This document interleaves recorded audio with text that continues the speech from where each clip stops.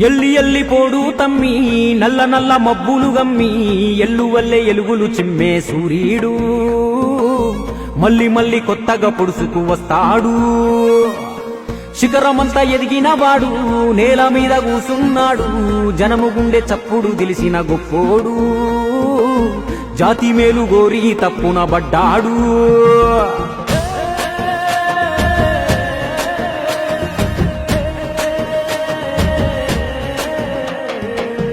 ఎవ్వారి కోసమయ్యా ఎవ్వారి కోసము ఎన్నాళ్ళు ఒంటరిగా చేసావు సమరము. నీకున్న ఇలువ ముందు సాలదంట గగనము, నీకున్న ఇలువ ముందు సాలదంట గగనము. అయినా నీకెందుకింత హంతులేని మౌనము. యాడ మొదలు పెట్టను సామి ఎక్కడుంది నీ జన్మభూమి.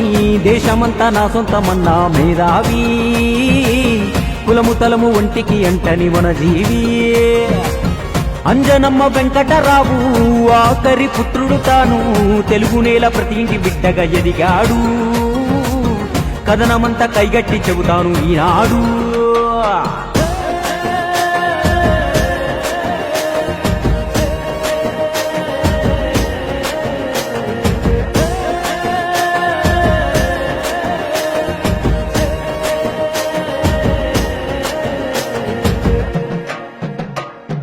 బల్లోకెళ్ళే చదువంటే నా కొల్లదు అన్నాడే.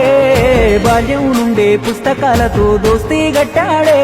తన లక్ష్యం కోసం పెద్దన్న ఇల్లుదిలి వెళ్ళాడే. ఇతడేమో ఎవ్వరికర్థం గాక ఇంట్లో మిగిలాడే. గుండెల్లో పొంగుతున్న ఎన్నెన్నో భావాలు జనం తోటి పంచుకోవాలనుకున్నాడే. అన్నయ్య అండతోటి వెండి తెరనాడు వేసి తమ్ముడిగా సొంత జెండ ఎగరేశాడే.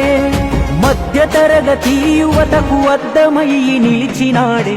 సూపులకే గబ్బరు సింగు లోపలేమో వేదన పొంగు.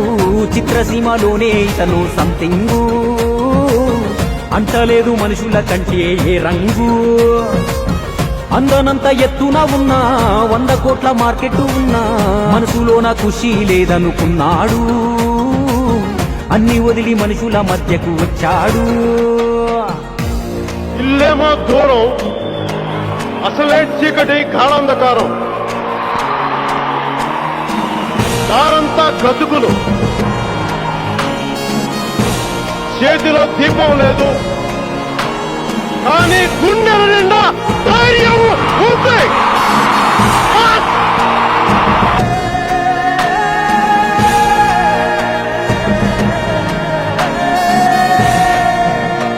చెగువేరాలోని చైతన్యం తన చేతల్లో ఉన్న తెల్ల దుస్తుల్లో గాంధీజీలా ఎంత చల్లని నవ్వోడే.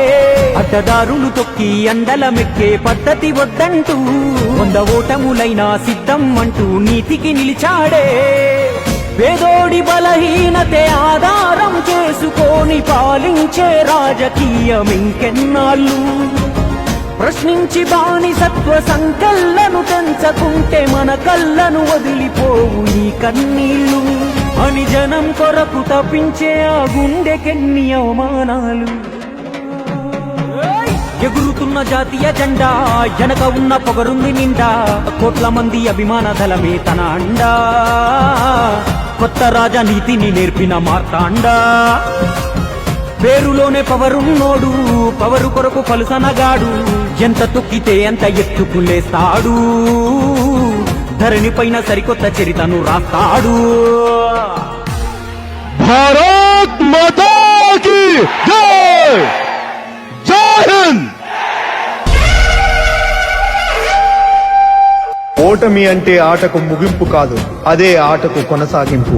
అందుకే అనుకున్నది అయ్యేదాకా ఈ ప్రయాణం కొనసాగుతూనే ఉంటుంది.